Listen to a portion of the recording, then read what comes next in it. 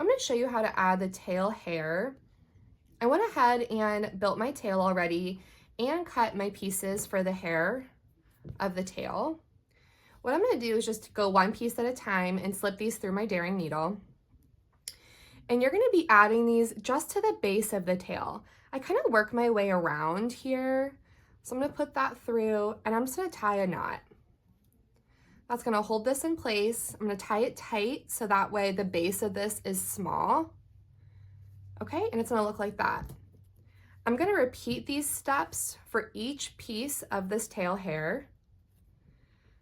Again, kind of just working around the whole base of this tail. So I'm not necessarily putting them through the same stitch each time, but I am working through that whole kind of the magic circle where you started, okay? Okay, and once all your tail hair pieces are added, it should look similar to this. Okay, so I'm gonna walk through how to add the tail to the bottom of this cow.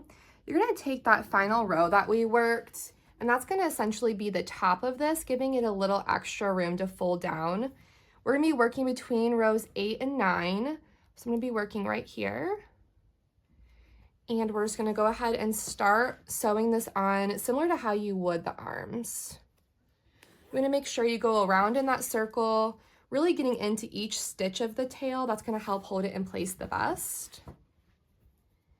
I'm also gonna add a knot in this just to help lock it in place. So I'm gonna do that here, okay?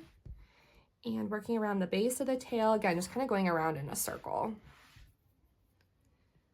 I like to add 2 knots in the tail. I feel like that helps. Okay, and then I'm gonna just weave this extra yarn back through the body.